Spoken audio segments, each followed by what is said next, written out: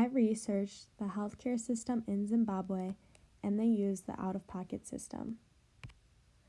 First off, I will show a video giving a summary about the healthcare system used in Zimbabwe.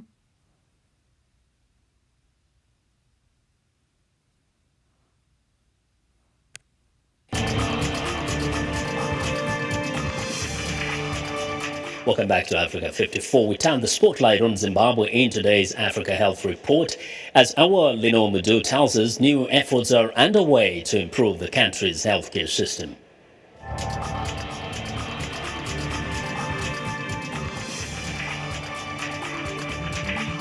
My name is Dr. Emmanuel Chagonda. 29 years of age. I've been working at Chiwi District Hospital for the past 11 months. When I arrived here, I was working on by myself. Dr. Chagonda is making his morning rounds at the Chiwi District Hospital. The referral hospital serves about 18 rural clinics in the southern Zimbabwean province of Masvingo.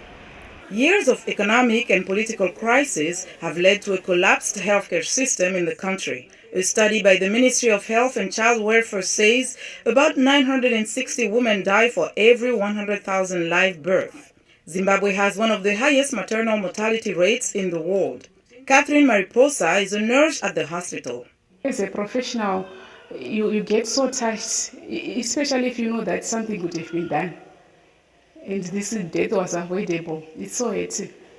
To address the country's ailing health sector, the Zimbabwean government has created a Health Transition Fund initiative with the support of UNICEF.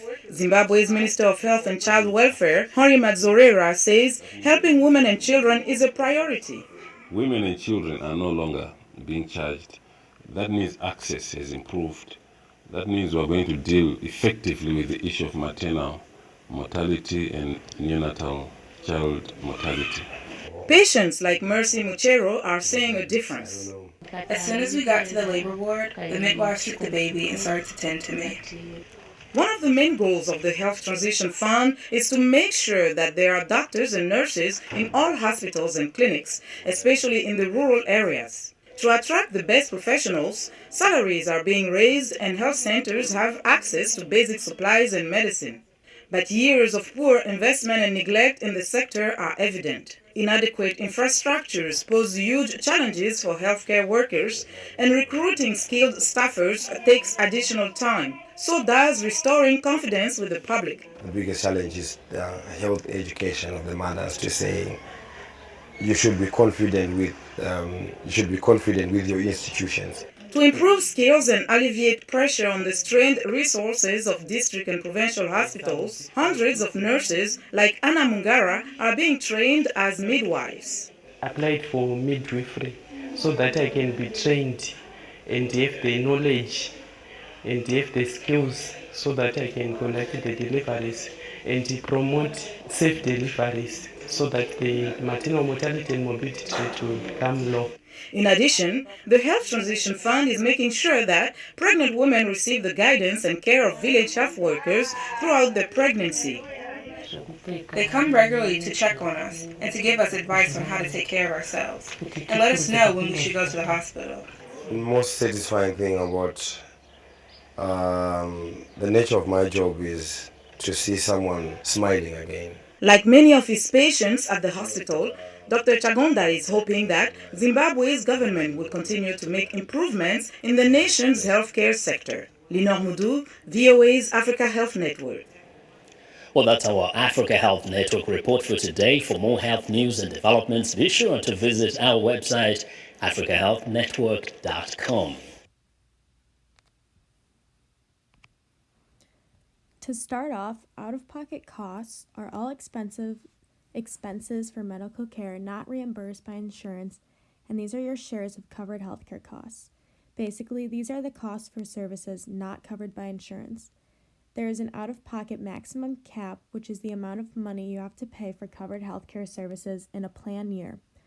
Out-of-pocket costs also have a perk. If you meet the maximum cap, then the health plan will pay 100% of all your covered costs for the rest of the year. Some common examples of out-of-pocket costs are premiums, prescription drugs, deductibles, co-insurance, and co-payment. There are a few concerns and problems with the out-of-pocket healthcare system. High out-of-pocket spending affects those with employers' coverage. People have incomes above 400% of the poverty level, and people with incomes above 600% are more at risk. High costs have linked to poor medication and treatment delays for certain patients with kidney disease, breast cancer, and diabetes. Some problems in Zimbabwe is that people often have to walk between 10 to 50 kilometers to reach the nearest health facility. There's a big economic challenge in Zimbabwe because they have bridges that have collapsed because of rain and are not repaired, which causes travel for patients during critical times very difficult and affects the timely delivery of medical drugs and medical supplies to rural health centers. Recently, doctors volunteering in Zimbabwe sued the government because they were not provided with proper protective equipment to protect themselves from COVID-19.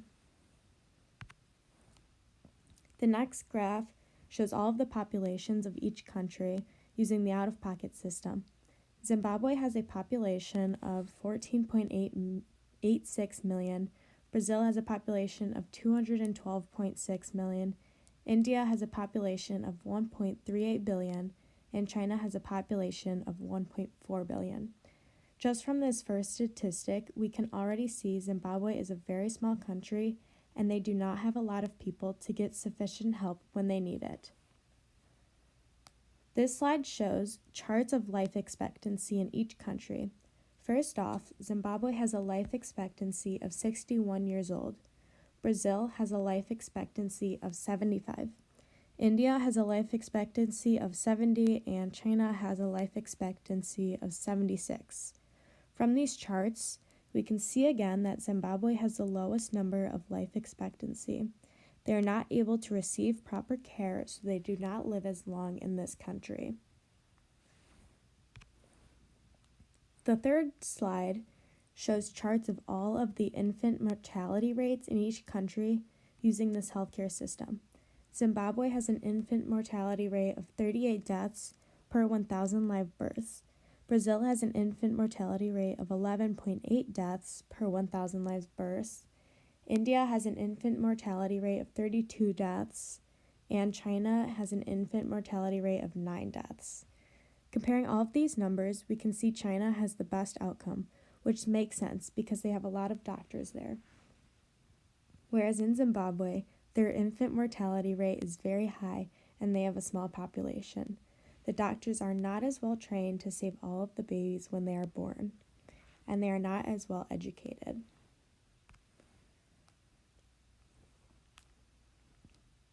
The last set of stats shows the amount of nurses for every 10,000 people. To start off, in Zimbabwe, they have 1.6 physicians and 7.2 nurses for every 10,000 people. In Brazil, they have 18.9 physicians for every 10,000 people. In India, they have 7 physicians per 10,000 people. And in China, they have 14.9 physicians per every 10,000 people. The number in Zimbabwe is sufficiently lower, and the average on physician is not able to save all of the people who are sick. Also, these physicians are not the best around, so they cannot save majority of the patients. Overall, from these stats, we can see that Zimbabwe has very low numbers and they need help to save more people. Plus, their out-of-pocket costs is hard for a lot of them to pay when nurses come to volunteer in the country. They're also struggling with getting medical supplies. Switching to talk about cultural differences in Zimbabwe. One Zimbabwe tradition is to use the mibra, which chases away harmful spirits and cures sickness and diseases. This is shown in the picture, and it's almost like a piano. When they play certain melodies, this will help them get rid of spirits and sickness so they can be healthy again. This instrument is also used to govern the weather during times of floods and drought.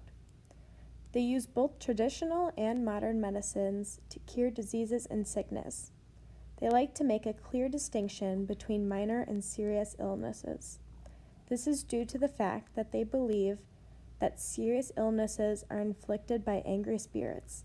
Some believe this can be done through witchcraft. A treatment for serious illnesses may include a consultation with a Nangra. Nangra is a special healer who lives in the village to cure everyone's sickness. For minor illnesses, they continue to use herbal remedies, especially for treating psychological and psychiatric problems with patients. Because healthcare facilities are very large distances away, they use people in their villages who are healers to often cure their sickness. This also makes them feel safer, knowing the person, plus it's much easier access. There is a lot of cultural diversity in Zimbabwe, but the most commonly spoken languages are Shona and Ndebele. This is spoken by 16.2% of the population in Zimbabwe. Ndebele believe in the use of magic to cure sickness. They believe ancestral spirits come back to the world in the form of dreams, illnesses, or sometimes even snakes. Religion is very important in Zimbabwe, and the Moai cult is the most practiced non-Christian religion, which involves ancestor worship and spiritual intercession. Moai is an unknown supreme god who communicates with humans through a cave-dwelling oracle, known as the voice of Moai. He is the author of all things, all life, and all is in him. When talking about cultural diversity, any healthcare professionals should never assume the religion of someone who lives in Zimbabwe and should always ask about their personal beliefs first. There are two main types of people. First are Vadoma people, and this is a small group in western Zimbabwe. They are also known as ostrich people. This is because they are born with a genetic defect with only 2 toes. Vadoma people prefer to stay in their districts and get help from those who also live in their village, who are spiritual healers. The majority of people in Zimbabwe are Tonga people, and they are found in the Binga district. Their population is about 300,000 people, and they are mostly farmers. They use a language called Chitonga. Here is a recap video explaining the out-of-pocket model.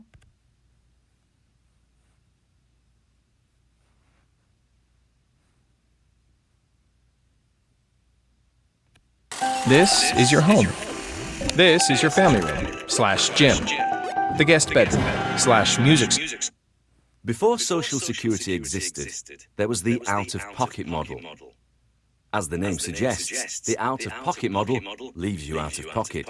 If you need to see a doctor or need any kind of medical treatment, you'll need to pay the bill yourself. There will be no intervention from the government or from other institutions. You will need to pay everything.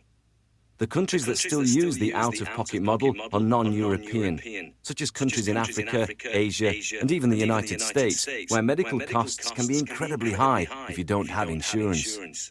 If you want to be reimbursed for your medical expenses, then you'll have to take out a private health insurance with a commercial company. Your health insurance provider will pay back your medical expenses in full or in part when they receive your claim. Overall, Zimbabwe has a very weak healthcare system, and the people do not have enough money to pay for medical care, plus they do not have easy access to healthcare facilities. Their healthcare system is struggling, and with very few nurses to help, their system will only get worse. In a country with poverty, they do not have proper medical supplies they need to cure their illnesses the right way. Thank you.